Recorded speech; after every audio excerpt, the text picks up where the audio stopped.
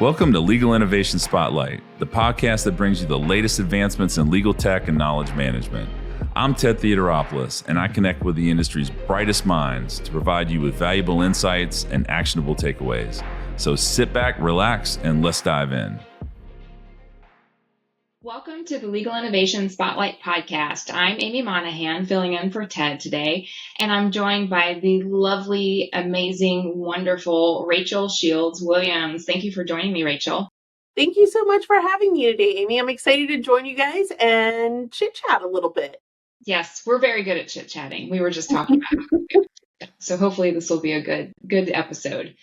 So, Rachel, I know you from our many years of volunteering together through ILTA, and that's how I know about all of your fabulousness. But for those of our listeners who don't have the benefit of knowing you, can you give us a little bit of info and background about you? Yeah, so Sidley is the only firm I've ever been with. I started here as a doe-eyed marketing coordinator in 2009. And here we are in 2024, and I'm a director of knowledge management at the firm.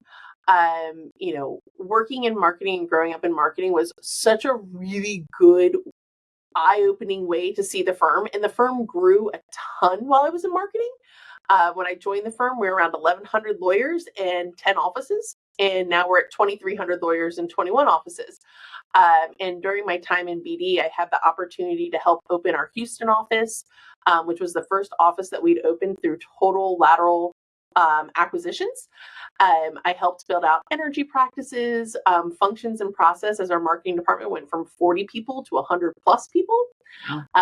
And then in 2018, a name that many people on this podcast might recognize, Barry Solomon and Kate Keane, who were both at Sidley at the time, came to me and said, like, hey, would you like to work on our experience management project?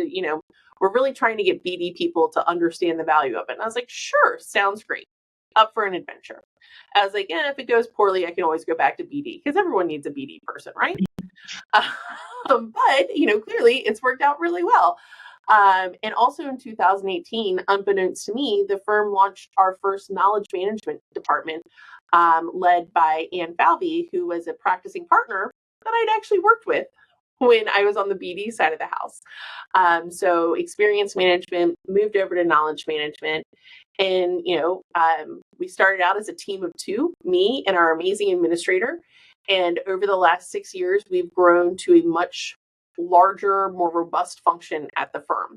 So, not only is it the experience management platform and the user engagement and the data quality and all of the things that bubble up through an experience system, but also we took some of our lessons learned about driving adoption of experience and created a new function called enablement.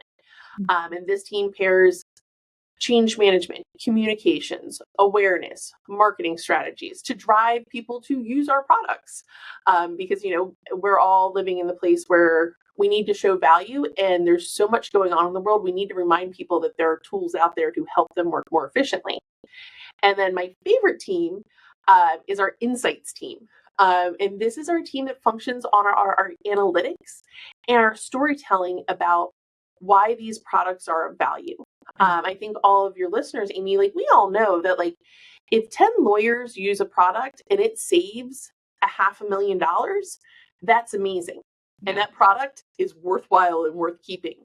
But, back in the day, we used to just measure how many people use the product. So if you measure it by how many people use the product, it's not really worth the money. Right. But when you think about the money the product saved, then you're like, oh my God, why aren't we scaling this? Right. And that team helps with that. So that's kind of a little bit of the evolution over the last few years. Yeah, so it's interesting how experience sort of opened the door to all of this. Can we talk a little bit more about your experience with experience? Yeah, well, like I said, I grew up in BD, and I was doing it at a time when the firm was so rapidly growing. We were growing out our energy practice, and it was all happening through lateral acquisition. So, people were coming and giving me these reams of Word documents saying, here's all my experience. So, we put it all in the one big Word document. But then the clients, when they were asking for pitches, they were asking for, acquisitions in the Eagle Shale region of over X amount of money in this part of the energy sector. Mm-hmm. And needless to say, that was like hunting for a needle in a haystack in a 300-page Word document. Yeah. So little did I know, I thought I was being so clever and putting it into Excel and saying like, what country, what region, where in the energy process was it? Who are the lawyers involved? Like, I just thought I was saving myself time and headaches to more efficiently get my work done. But little did I know that it was just my mind naturally went to experience. Mm-hmm. I did not understand the value of a unique identifier at that time because, I suffered from the BD fear of like, I can't ask for the client matter number. I can ask you for your billable rates. I can ask you what you think the realization is going to be on this. Mm-hmm. I can ask you all kinds of things. But for some reason, the client matter number is always the one where I was like, I'm so sorry, Mr. or Mrs. Lawyer, may I please have your client matter number? But I'd ask you everything else without even like missing a beat. But yeah, so that's kind of how I got into it, was just trying to stop reinventing the wheel. Yeah, it's so funny how, disparate pieces of data within law firms, and it's different for every firm, but like for you, client matter number is like the holy grail of data. Yeah. I have similar experiences with the firms I was at, like that one piece of data. We're like, can I please? Like, Yeah. shake voice. Yeah. And like, I still like scratch my head. I'm like, Yeah. this isn't even like this is a shared number Right. throughout the whole firm. Everyone knows it. Right. So everyone builds time to it. You build copies, you build docketing. But for some reason, in my mind, I decided that was like the thing that I was afraid to ask for. And once I got over that, then I started realizing like, oh my gosh, this is actually like the key to the kingdom, because now I can take the information I have and I compare it with information from accounting or from HR or from docketing. Like, yeah. So this is skipping ahead a little bit, but what you were just talking about, how you were slicing and dicing data in the early days. I'm curious, now with all of the AI tools on the market, like how do you see everything that's available and everything that's to come helping with experience management and then using that data in a more proactive way? yeah, I am so excited about the evolutions in data extraction. If I had a quarter for every time a lawyer told me that, like, why can't you just go to my documents and get it? It's all in my documents. And it's like, I'm not trained to read your documents, sir. Like, by the time that you can just give it to me, will be significantly faster than me figuring out how to read these documents. Yeah.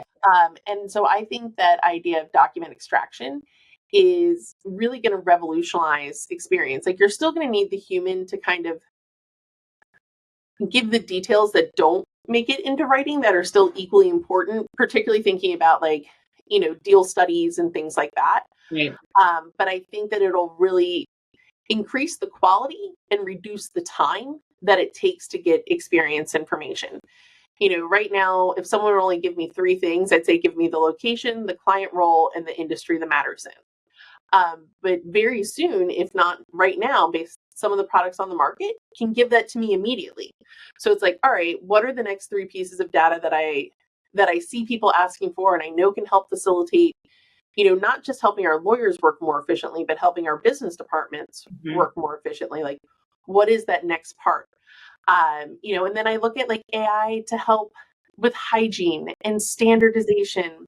The more that we could, cleaning up records, because experience, it's always going to be a little messy in the data because you have your nice structured clean data, but you want users to give you information too. Yes. And users are human, and humans are not nice and tidy. As much as we like love to try to organize our lives, we're a little messy. Yes. We make mistakes. And I really think AI is going to help us reduce the amount of human interaction when it comes to data hygiene, when it comes to the structure and cleanup, deduping.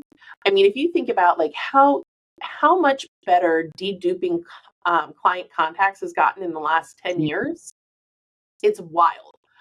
Compared to like, when I was back to that doe-eyed coordinator days and I was deduping records, compared to how things get deduped today in the CRM. Yeah.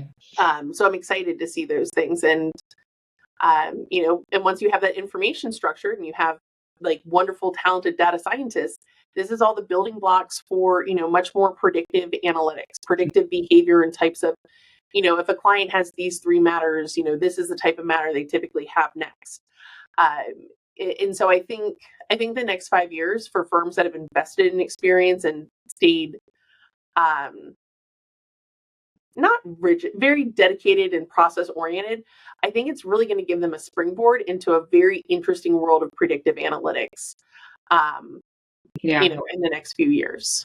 Yeah, I agree with you. I think the firms that have built up some discipline around data. That's the word. Yeah, discipline.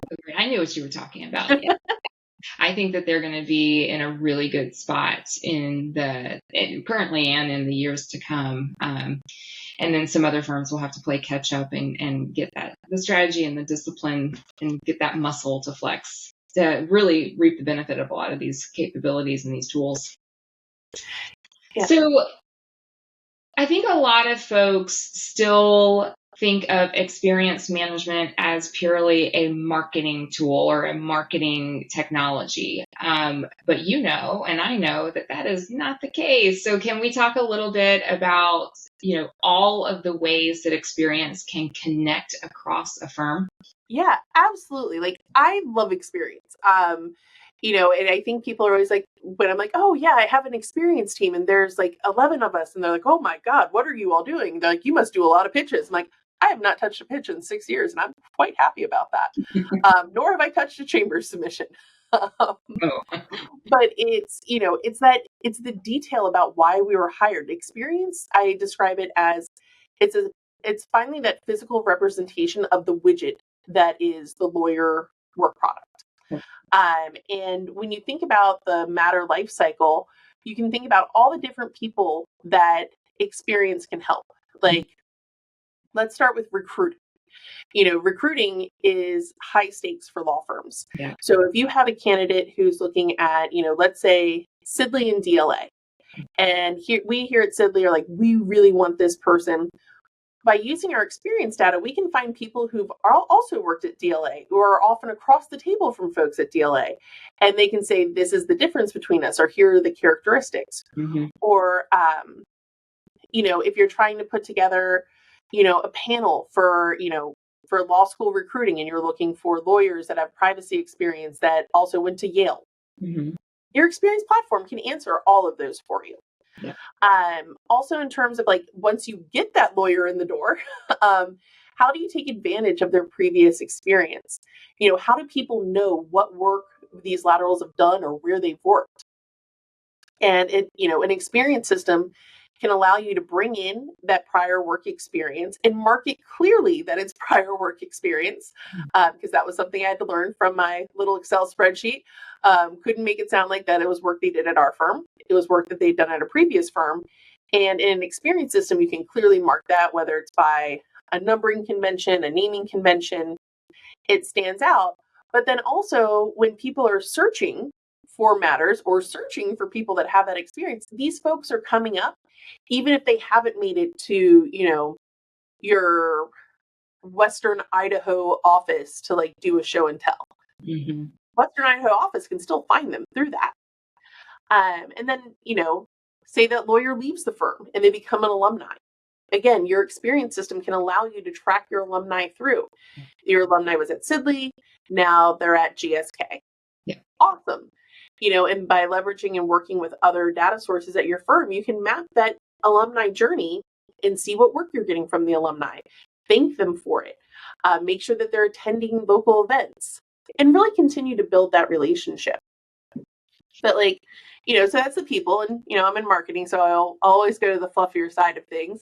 But for our friends more on the technical side, if you think about your experience system, you have the document, you have the matter ID. Mm-hmm. And in your document management system, you have the matter ID.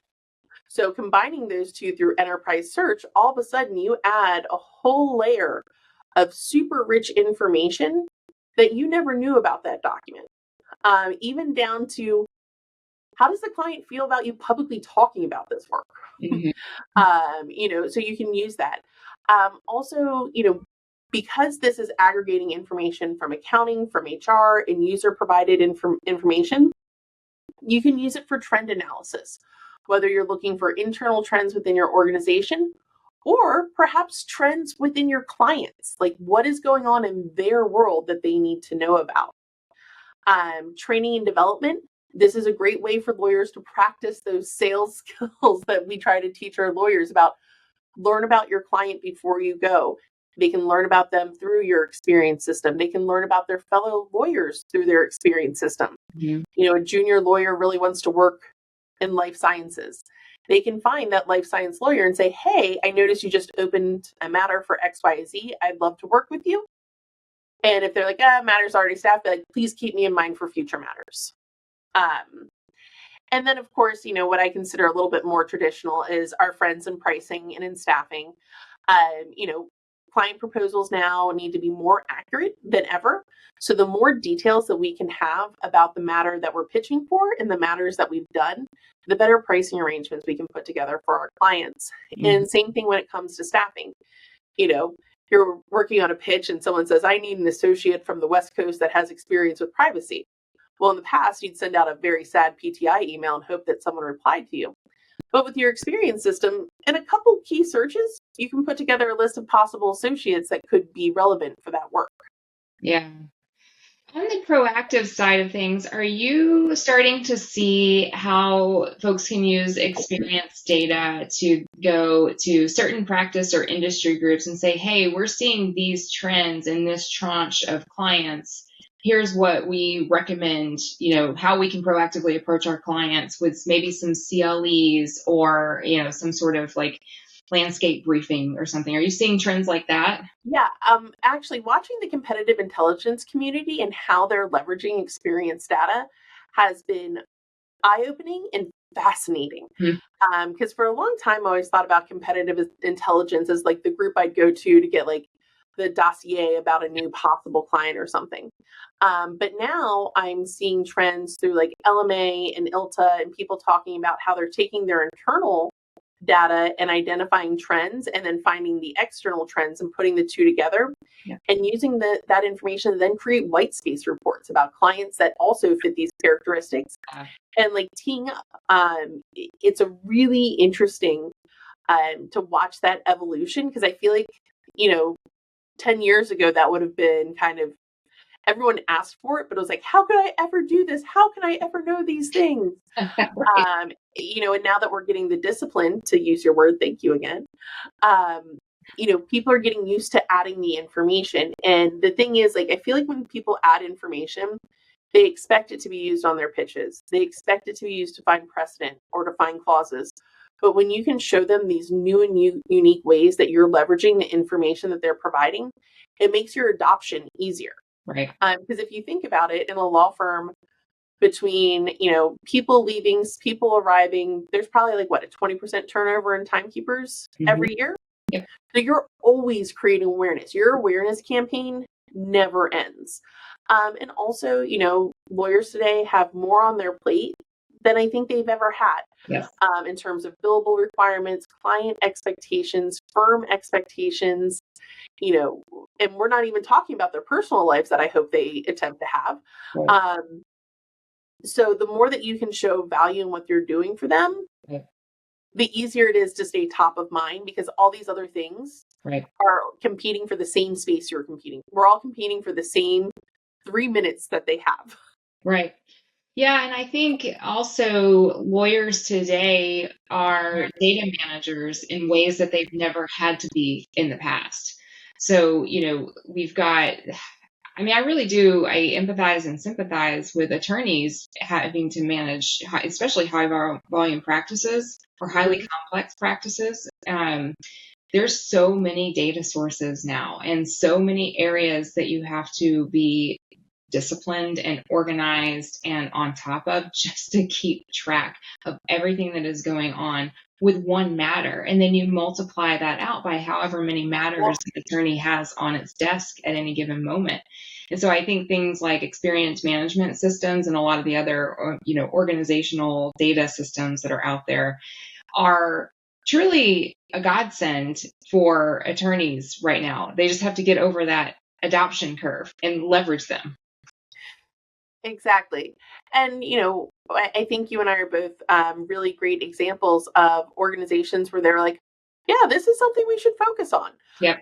So how do we help people? Because I try to explain to my parents, like, what do I do? And I'm like, well, I help our lawyers get their ideas out of their head. And then I structure them nicely so our internal things that are like Google can find them. That's a really good way to describe it. I still struggle with describing what I do. Family. It did not help that I went from law firm to a legal tech product. That just threw all kinds of wrenches into everything. So yeah. Well, I'll keep trying. We'll work on it next time I see you in person. I'm like, I'll bust off those marketing chops and we'll come up with a good description. We'll workshop it. I love it. I love it. So let's talk a little bit about your experience of how tech has streamlined other aspects of Sidley in your experience.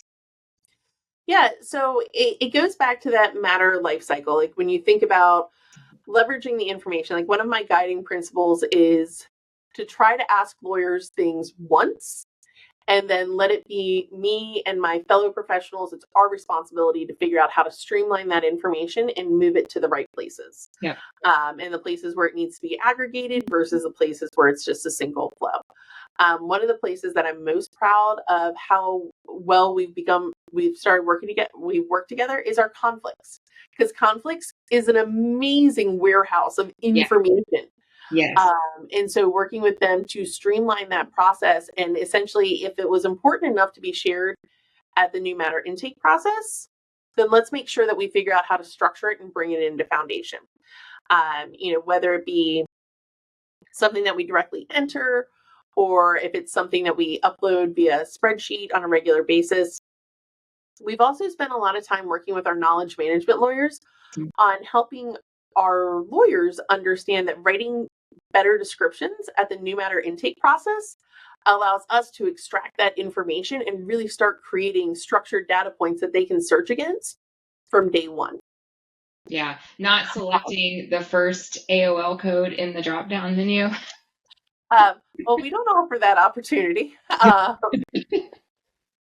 But then like when you think about the downstream implications of how it's helped make things easier, essentially, whenever anyone has a problem, like I don't know if my product's going to fix it, but like let's talk about it and see if we can help. One of the simple things was working with training and development to help them create Facebooks for their lawyer training sessions. Mm-hmm. So essentially they said the information they needed, and we worked with our creative team to create a template. And now they can create their own Facebook pages where they used to have to go through the creative department to do that. And they can edit them because it's a PowerPoint file instead of a PDF file because it's not built in Quark anymore. Yeah. Or not Quark, InDesign. There I showed myself at my age again. I'm like, when I was working in Quark. I know Quark. I know exactly what you're saying. Oh, yeah. But, it allows people to work more efficiently and independently by still putting guidelines in place. Like when you think about pitch generation, it's the same idea. Like you've created a structured world in which people can safely choose the different information. So you know that things are spelled correctly, the punctuation's correct, the images are correct. In marketing, the awards change all the time. Your rankings are changing all the time. Your numbers are changing all the time. And by using a central system that is connected to your experience, whether it's your experience platform or you have another platform attached to it, it really allows you to create that consistency. And the more that you provide a consistently strong product, the more confidence people have in your product. So it really does help those things and kind of move away from the treadmill closer to a windmill. Mm-hmm. But I don't know if this will ever be a windmill topic. It'll be like a real light treadmill. It will be like when there's like a motorized bicycle kind of thing that you can use to like go up the hill. You still have to pedal. Yeah, you still have to pedal. Yeah. But you don't have to pedal as hard. Right. So you've mentioned products several times, and I actually just saw something on LinkedIn, I think yesterday, that you had posted about talking about product management. And yeah.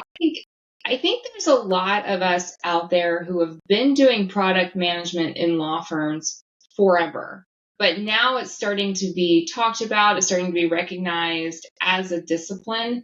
And I want to tie that to also governance, because I feel like governance, particularly around data structures and data usage and data hygiene and data discipline, product management and governance go hand in hand. So I want to hear your experience and also your thoughts about the future of product management and governance.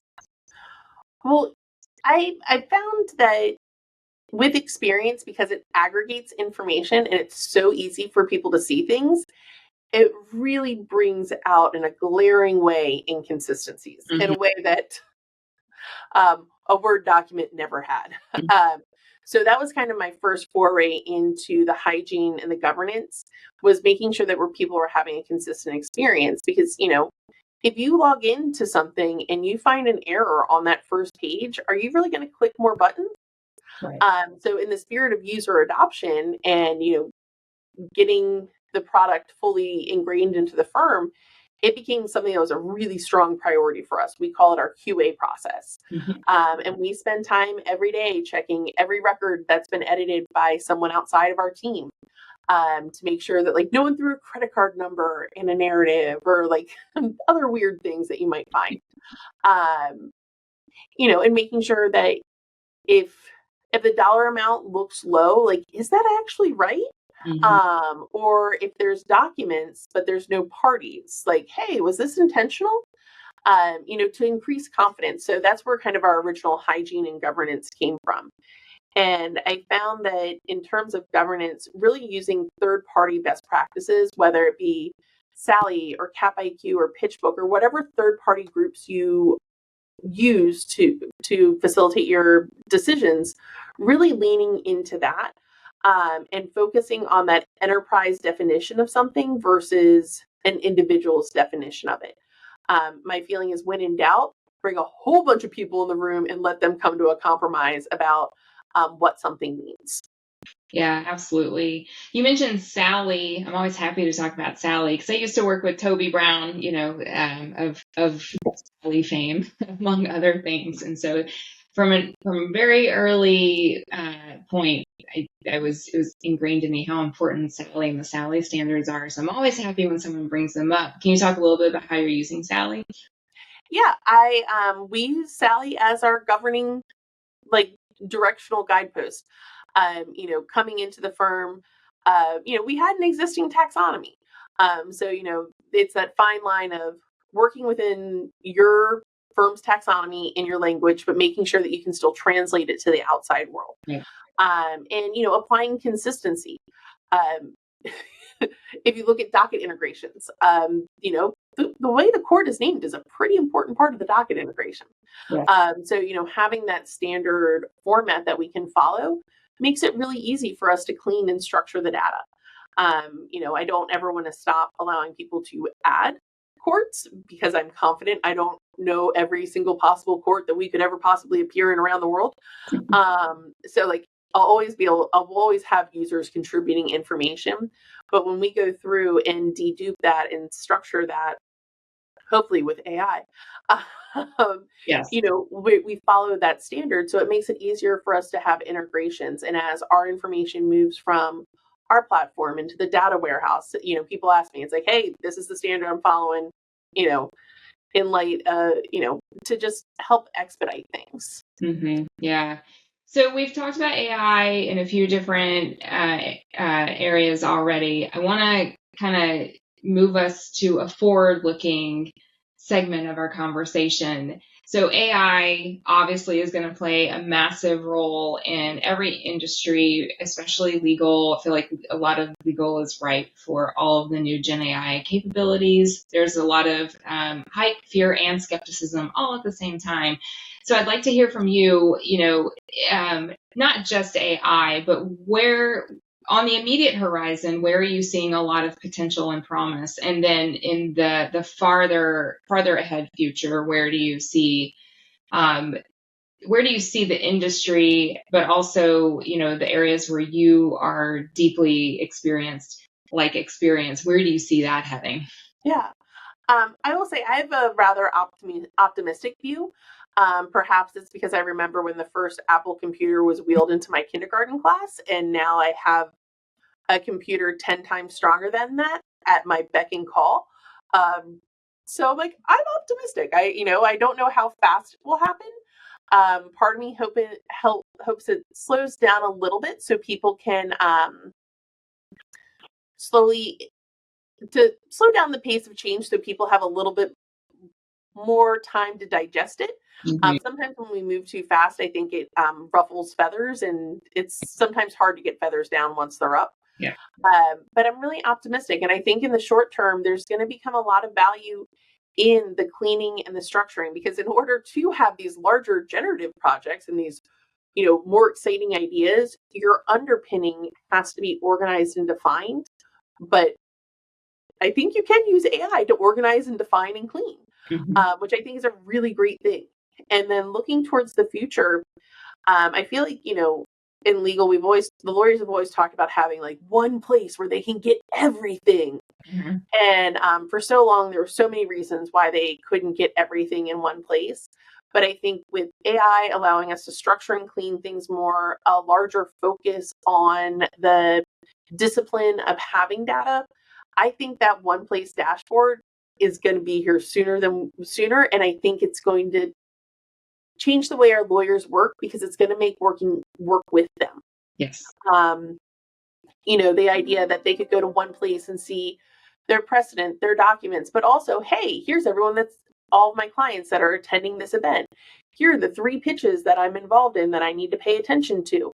And, and here is all the time that I haven't built or I haven't assigned yet. Get my time in. And I think it's just going to be one place that they can get all of these different widgets. Yeah. And honestly, if you'd asked me 5 years ago, I'd be like, I don't know when we're going to get there. But I see glimmers of it in like little products here and there, like more CRMs popping up, how to work with Outlook, like, Copilot and all these different products in Microsoft. Like, you're starting to see the glimmers of all of it coming together. Absolutely. I'm optimistic as well, but I'm like you. I'm like the ever optimist. And I remember like the super early days of all the Apple products, especially coming from an art background and like all the cool capabilities that Apple was building into its products. So I think I'm a little biased from my experiences, but I also share your concern with rapid change and transformation en masse. I think that change management becomes even more important, and thinking about putting the user at the center of every consideration that you're having. That's where I see promise, particularly in legal, with the product management and change management disciplines coming together and helping foster organizations forward. And there's like design thinking, human-centered design disciplines out there too that do a really good job and can become a really powerful tool in the change person's toolkit to help that. But really thinking about the users and their experience, and having that center to every decision is going to be really critical as we rapidly bring our organizations along in this massive transformation period that we're in. I will put a shameless plug in for Infodash as maybe potentially, hopefully being that single place, because that's our goal. That's our product. Well, I was thinking about that as what you all do. Yes. And seeing the glimmers, like I describe it as essentially we want to build widgets into all of these different technology pieces. And then, our client matter number, that thing I was so afraid of for so long, now I'm like infatuated with. Yeah. Cornerstone. Yeah, exactly. And it pulls it all together for these people. That and the lawyer's unique ID. But to your point about change management and product management, I mean, I think those are 2 skills that anyone who's listening to this being like, oh, change management, go take some classes on product management. Because those are the skills that are really going to help speed someone along. Yeah. I agree. I think that's where I would, if someone were looking to get into legal tech, knowledge management, knowledge management innovation within a law firm, that those are high up on my list of skills. Like we absolutely need people with those skills yesterday. So it's gonna continue to be a trend. Then we're gonna need people who are highly skilled in that area. Well, yeah, I was actually having coffee with someone who was thinking about going back to school, and they're like, oh, I'm thinking about going back for my MBA. I was like, but why? And they're like, well, I want to be a chief. And I was like, I think you should go look at like organizational development and change management. And they're like, why? And I'm like, I mean, people understand how to do the business, but like there's so much change going on now. And, the rate of change is just going to keep on going faster. So how can you develop that empathy and think about the user, whether the user's the lawyer, the business partner, the guy in the mailroom that's changing his workflow, like that ability to think about all these people, but then also to bring them along on the journey. Mm-hmm. Like that's a skill that's deeply needed. And so I'm like, well, I mean, if you're going to go spend 2 years in school, like that's probably where I would throw my time. But yes, so for the longest time, I was like, oh, do I want to go back to school for organizational psychology? This really is fascinating to me. Ultimately, I decided that I had enough degrees and I'm done with school. I agree. I mean, if anyone's looking to advance their education, I think that's a primo area. Yeah. Totally agree. I too. I'm like, do I really want to go back for another master's degree? And then I'm like, oh, but think of all the vacations I wouldn't be able to go on if I went back to school. Totally. I feel like now too, with all of the online learning resources that are available, I don't think that we need to necessarily. No, executive certificates have gotten so much better. Yes, so much better. Yeah. Much better. Yeah. Well, Rachel, it's been absolutely lovely chatting with you. Do you have any parting words for our listening and viewing audience? I can't help myself. Kindness is free. Yes. Share your experiences. Share your, what's working for you, what isn't. If you do one thing after this podcast, reach out to someone on LinkedIn that you haven't met before that you think is interesting and get to know them, because those connections is just going to continue to make this industry better and better. So that's what I'll leave on an optimistic note. Here. And if you don't know Rachel, please reach out to her on LinkedIn. Thanks for listening to Legal Innovation Spotlight. If you found value in this chat, hit the subscribe button to be notified when we release new episodes. We'd also really appreciate it if you could take a moment to rate us and leave us a review wherever you're listening right now. Your feedback helps us provide you with top-notch content. Want to dive deeper into the world of legal innovation? Connect with us online at getinfodash.com, where you'll find additional resources and articles. You can also follow us on social media at getinfodash to stay updated on the latest news and insights in the field of legal tech and knowledge management. Once again, thank you for joining us today on Legal Innovation Spotlight, a fireside chat series hosted by Infodash.